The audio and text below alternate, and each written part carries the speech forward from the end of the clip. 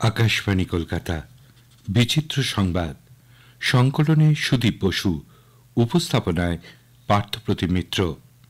পাতালকোট সিনেমার কথা নিশ্চয়ই অনেকের মনে আছে, যেখানে একটি দৃশ্যে বিজ্ঞানী যখন ঘুমের যন্ত্র আবিষ্কার করেছিলেন তারই মধ্যে হঠাৎ কানে আসে রেডিও বার্তা। কেঁপে কেঁপে উঠেছিল বিজ্ঞানীর পাতাল ঘরটি। এই মহাবিশ্বে গ্রহ নক্ষত্রের সংখ্যা লক্ষ কোটি, ফলে মাঝে মধ্যেই এলিয়েন ইউএফও এর সংবাদ শিরোনামে উঠে আসে। এর মধ্যেই জ্যোতির্বিজ্ঞানীরা শনাক্ত করেছেন যে পৃথিবীতে কয়েক ঘন্টা অন্তর অন্তর শক্তিশালী রেডিও সিগন্যাল আসছে। কিন্তু কোথা থেকে আসছে সিগন্যাল? মহাকাশ পর্যবেক্ষক মুরচিসন ওয়াইল্ডফিল্ড অ্যারে থেকে তারা জানতে পারেন মহাকাশ গ্লিম এক্স নামের একটি মহাকাশীয় বস্তু থেকে এই বেতার বার্তা আসছে। সে তরঙ্গ মোটেও ছন্ন ছাড়া নয়, বরং নির্দিষ্ট কিছু সময় অন্তর অন্তর তাল মেলে গোছানো বার্তা। অস্ট্রেলিয়ায় অবস্থিত লো ফ্রিকোয়েন্সি রেডিও টেলিস্কোপে ধরা পড়েছে এই বেতার বার্তা।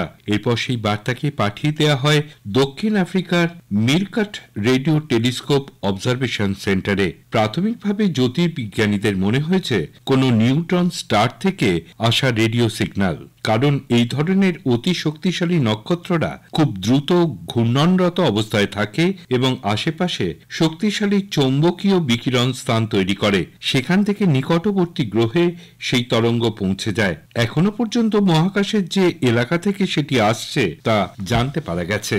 মাঝে মধ্যেই আপনার সোশ্যাল মিডিয়া ফিডে নিশ্চয়ই এমন কোনো জায়গার ভিডিও দেখেছেন যেখানে ঠান্ডার কারণে সবকিছু বরফে পরিণত হচ্ছে। এতটাই ঠান্ডা সেখানে। বন্ধুরা জানেন কি, বিশ্বের সবচেয়ে শীতলতম গ্রাম ওয়েমিয়াকন, সাইবেরিয়ার এই গ্রামে শীতকালে তাপমাত্রা নেমে যায় -70 ডিগ্রিতে। এখানে সচরাচর এতটাই ঠান্ডা পড়ে যে মঙ্গল গ্রহ থেকেও বেশি শীতল মনে করা হয় এই অঞ্চলটিকে। তবে অবাক হবার মতন তথ্য হলো, এইরকম ভয়ঙ্কর বা প্রতিকূল পরিবেশেও বছরের পর বছর ধরে মানুষ বসবাস করছে। রাজধানী মস্কো থেকে প্রায় 3300 মাইল দূরবর্তী এই গ্রামটিতে সব মিলিয়ে 500 লোকের বসবাস। জানুয়ারিতেই সবচেয়ে বেশি শীতল থাকে এই ওয়েমিয়াকন। সাধারণত এখানকার তাপমাত্রা -50 ডিগ্রির নিচে নেমে গেলে বন্ধ রাখা হয় গ্রামের একমাত্র স্কুলটি। খেলার মাঠে বসে প্রিয় দলের খেলা দেখা আর দলের হয়ে গলা ফাটানোর আনন্দের তুলনা মেলা ভার। এই আনন্দ পেতে ভক্তরা কত কাণ্ডই না করে থাকেন। তবে মঙ্গোলিয়ার এক ফুটবল ভক্ত যা করেছেন তা জানলে রীতিমতন অবাক না হয়ে উপায় নেই। অস্ট্রিফ্যান ব্যাটবোল্ড নামে ওই তরুণ তার প্রিয় ফুটবল ক্লাব ম্যানচেস্টার ইউনাইটেডের খেলা দেখার জন্য 14,000 কিলোমিটার পথ পাড়ি দিয়েছেন। মঙ্গোলিয়া থেকে 2023 সালের মে মাসে সাইকেলে চড়ে ইংল্যান্ডের ওল্ড ট্রাফোর্ড স্টেডিয়ামের উদ্দেশ্যে যাত্রা শুরু করেছিলেন অস্ট্রিফ্যান। 11 মাস ধরে সাইকেল চালিয়ে 20টি দেশ পাড়ি দিয়ে 2024 সালের এপ্রিলে ওল্ড ট্রাফোর্ডে পৌঁছান তিনি। স্বপ্ন বাস্তব হয়ে ধরা দেয় তার কাছে। প্রিয় খেলোয়াড় ওয়েন রুনি সেখানে তাকে স্বাগত জানান। প্রথমবারের মতন মাঠে বসে প্রিয় দলের খেলা দেখেন অচিরভ্যান। কথায় আছে, রাখে হরি মারেকে। সম্প্রতি মহারাষ্ট্রের কোলাপুরে মৃত ব্যক্তি আচমকাই বেঁচে উঠলেন স্পিড ব্রেকারের ঝাঁকুনিতে। দ্রুত হাসপাতালে নিয়ে যাওয়া হলো তাকে। কয়েকদিনের চিকিৎসায় সম্পূর্ণ সুস্থ হয়ে নিজের পায়ে হেঁটে গটগটিয়ে বাড়িও ফিরে গেলেন তিনি। স্বাভাবিকভাবেই এমন কাণ্ড থেকে এলাকার বাসিন্দারা। ঠিক কি হয়েছিল?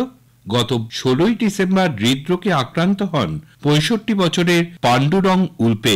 বাড়ির লোকেরা তাকে এক বেসরকারি হাসপাতালে নিয়ে গেলে চিকিৎসকরা মৃত বলে ঘোষণা করেন। ফলে অ্যাম্বুলেন্সে করে মৃতদেহ বাড়িতে ফেরানোর ব্যবস্থা করা হয়। প্রতিবেশী ও আত্মীয় স্বজনেরা মিলে শেষ যাত্রার প্রস্তুতিও নিতে থাকেন।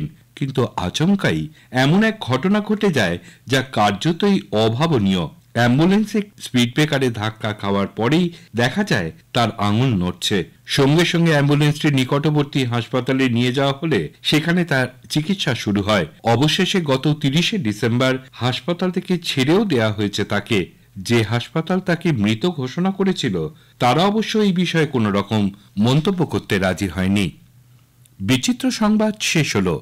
সংকলনে সুদীপ বসু, উপস্থাপনায় পার্থপ্রতিম মিত্র।